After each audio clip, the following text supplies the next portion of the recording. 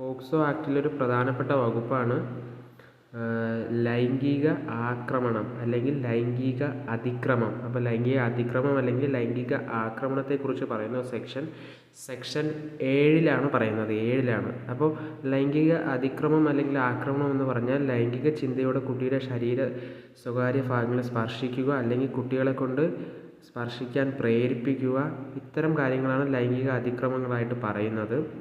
അപ്പം 7 ഇതിനെക്കുറിച്ച് പറയുന്നുണ്ടെങ്കിൽ 8 തുടർച്ച ഇതിൻ്റെ ശിക്ഷയെക്കുറിച്ചിട്ടാണ് പറയുന്നത്. 8 ഇതിൻ്റെ ശിക്ഷ എന്ന് പറയുമ്പോൾ 3 മുതൽ 5 വർഷം വരെ തടവും പിഴശിക്ഷയും ലഭിക്കാവുന്നതാണ്. അതായത് കുറഞ്ഞ ശിക്ഷ 3, കൂടിയ ശിക്ഷ 5 വർഷവുമാണ്. 3 മുതൽ 5 വർഷം വരെ.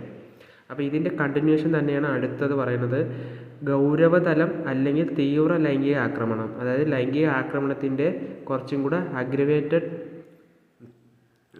സോണിലോട്ട് പോകുന്നതാണ് ഗൗരവതലം അല്ലെങ്കിൽ തീവ്ര ലൈംഗിക ആക്രമണം. അതിൻ്റെ സെക്ഷൻ നേരത്തെ 8 നിർത്തി അതിൻ്റെ സെക്ഷൻ 9 പറയുന്നത്. 9 തീവ്ര ലൈംഗിക അതിക്രമത്തെക്കുറിച്ച് പറയുന്നത്.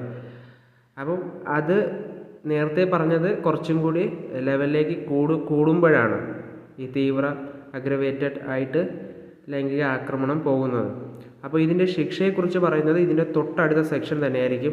സെക്ഷൻ 10 ഇതിൻ്റെ ശിക്ഷയെക്കുറിച്ച് പറയുന്നത്. ഇതിൻ്റെ ശിക്ഷ എന്ന് പറയുമ്പോൾ 5 വർഷത്തിൽ കുറയാത്തതും എന്നാൽ 7 വർഷം വരെ കിട്ടാവുന്നതാണ്. അപ്പം കൂടിയ ലെവലിലേക്ക് പോകുമ്പോൾ മിനിമം 5, കൂടിയത് 7 വർഷം വരെ പോകും. പക്ഷെ നമ്മൾ ജസ്റ്റ് ലൈംഗിക അതിക്രമം മാത്രം നടത്തുന്നുണ്ടെങ്കിൽ 3 മുതൽ 5 വരെയാണ്.